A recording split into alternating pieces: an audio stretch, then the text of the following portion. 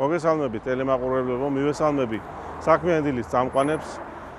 აქამდე ჩვენი რუბრიკა ემსახურებოდა ავტომობილის როგორც სოციალურ მოვლენას. დღეს კი ჩვენ პატარა ავტოშოუს შემოგთავაზებთ და მიმოვიხილავთ საქართველოში ავტოინდუსტრიის დაწყების ისტორიას, ევროპული ავტოინდუსტრიის შემოსვლას. ლიდერი ამ ევროპული ავტოინდუსტრიის შემოსვლას საქართველოში იყო BMW, ეს იყო E30 და სწორედ E30 და E36 კლუბის წევრები ყავს მოწვეული დღეს შოუში და მინდა ისინი გაგაცნოთ.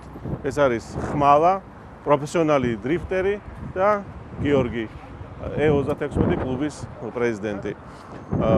მინდა რომ დავილაპარაკოთ ჩვენ ამ მოდელების შესახებ, თუ რა პრიორიტეტები აქვს, როგორი მარტივი მანქანებია, ძალიან მარტივად ექვემდებარიან ისინი ტიუნინგს ეგრეთ წოდებულს და მათში შეიძლება ძრავების ცვლილება, ამ ყველაფრის შესახებ უკვე პროფესიონალებმა ილაპარაკონ მიჭირნია. უცხოური ავტომობილების შემოსვლა როცა დაიწყო, პირველი ნაკადი იყო, ასე ვთქვათ, E30 სწორედ BMW, რომელიც დღეს უკვე ისტორიად ითვლება და ანუ მისი ფასი, ასე ვთქვათ, საბაზრო ღირებულების დღითი დღე მატულობს, რაც უფრო დრო გადის.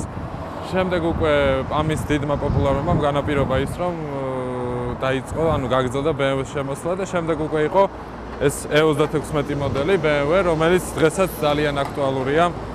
დაახლოებით 2 მილიონი იყო, ესე ვთქვათ, გაყიდული გერმანიის ცენტრიდან ეს მოდელი E36-ის.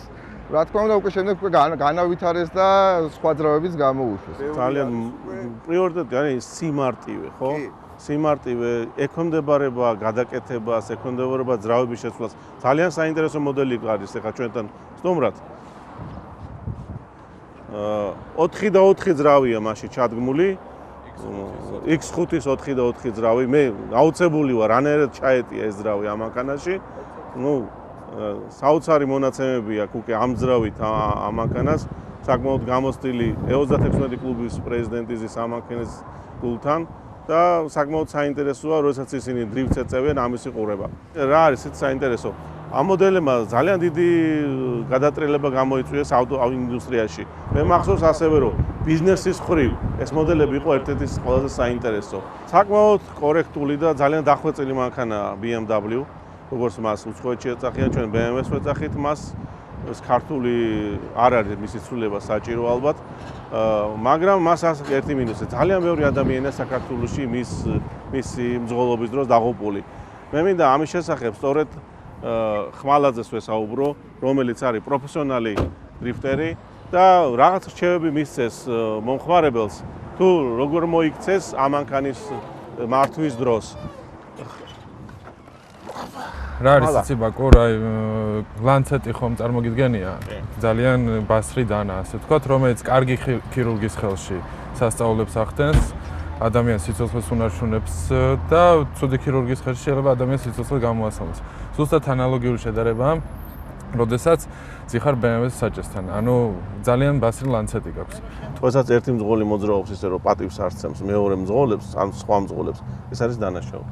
რა თქმა უნდა, არის აგრეთვე ესეთი მომენტი, როგორც ყველას გონია, რომ ეხა გასრომ ფეხს მივაჭერ, მაგარი კარგი ტიპი ვიქნები რა და ეს კარგი ტიპობა თუ უნდა გაიგოს, რამდენად კარგი ტიპი, ასე ვთქვათ, წამოვიდეს და სხვა ასეთივე კარგ ტიპებს შეეჯიბროს და ნახოს იქ და ანუ ხო რა, სამარშრუტო ტაქსის გასწრება, ეს სპორტულად მომზადებული მანქანით დიდი კაი ტიპობა არ არის, კი, ნამდვილად. შენ როგორ მოხდოს ხმალას მანქანა? მე ძალიან მომწონს ხმალას მანქანა, იმიტომ რომ ეს არის ჩვენი ისტორია, ხო? ჩვენი სახე არის ჩვენი კლუბის წარმომადგენელი დრიფტის შეჯიბრებებში, როგორც ხმალა, ასევე ხმალას მანქანას.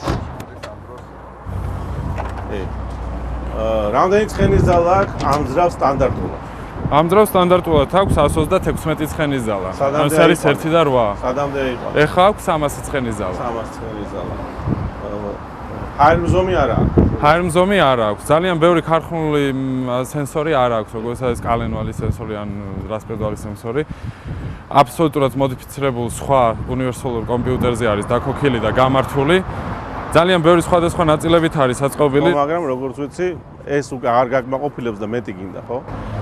მადა ჭამაში მოდის, როგორც იტყვი. რამდენი ცხენის ზალაზე გინდა ახლა? დაახლოებით 600.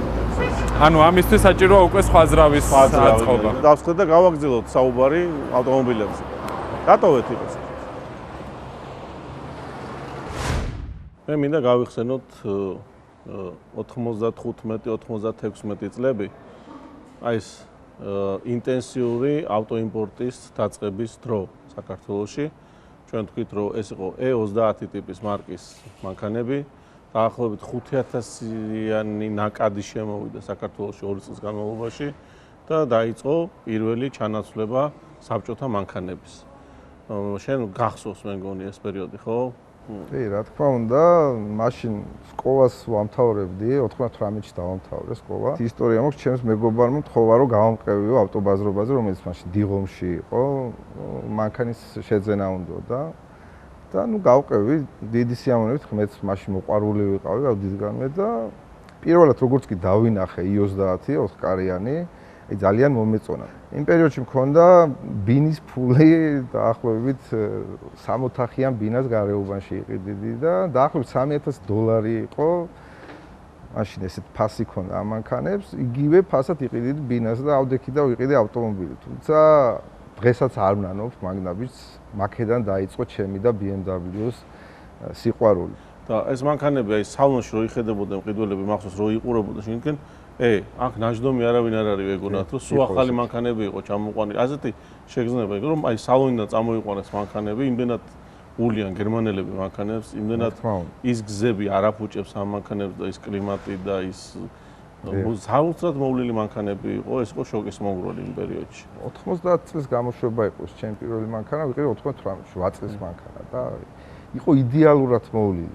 ხო, BMW ეს ითხოვს ეს მანქანა გაზზე ფეხის დადგმას, ისეთი აწყობილია მანქანა, მთელი ინჟინერია გათვლილია სისწრაფეზე, ავტობანზე გადაადგილებისთვის და გავიხსენოთ კიდე ერთი რამე სხვათა შორის, რომ აი იგივე BMW-ს როგორც ეს ავარიების ოსტატს უძახიან ამ მანქანას და ისევე თქვა აი ამ თემაზე მინდა ვილაპარაკოთ.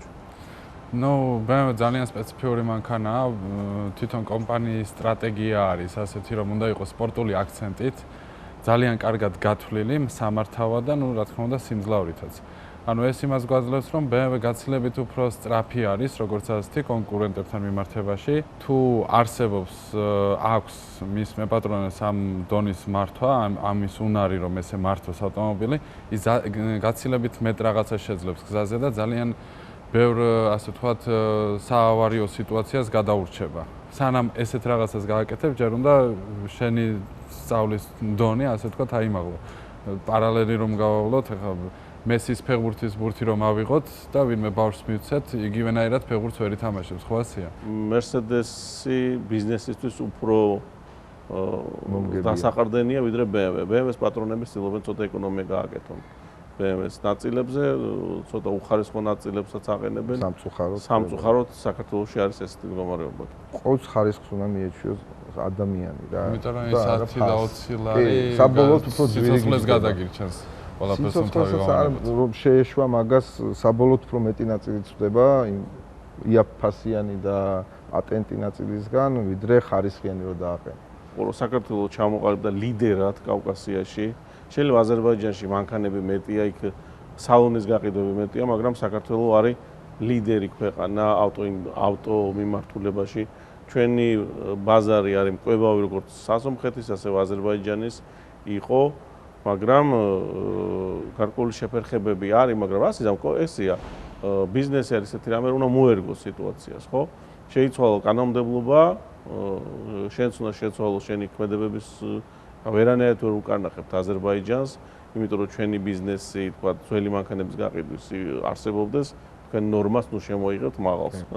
მე მინდა რომ კიდევ ერთ თემას შევეხოთ, თქვენი გეგმები. დრიფტი პოპულარულია საქართველოში. ეხა პირველი რასაც ვაპირებთ, ჯერ არ მომხდარა i30-ის და i36-ების ფესტივალი. და ვაპირებთ ბაზალეთზე 18 ივლისს, ეხა ამ თვეში რომ ჩავატაროთ ეს ფესტივალი. ხო, აგვისტოში უკვე იგეგმება დრიფტის საქართველოს მესამე ჩემპიონატი, რომელიც იქნება სააკაძეზე. იდეა არის ეს შუა ქალაქში, რა თქმა უნდა. ყველაზე ეფექტური რაც არის ხოლმე ეს არის, როდესაც ქალაქში ტარდება. კარგით, ჩვენ შევესწრებით რაღაცა დავესრულოთ ამას ამ ბაზალეთის შეკრებას. მოგეხმაროთ ყველანაირად, მაგრამ ამჯერად უნდა დავემშვიდობოთ ერთმანეთს, დავემშვიდობოთ ტელემაყურებელს. მომავალ შეხვედრებამდე კიდევ და უკიდევ უფრო საინტერესო თემებით.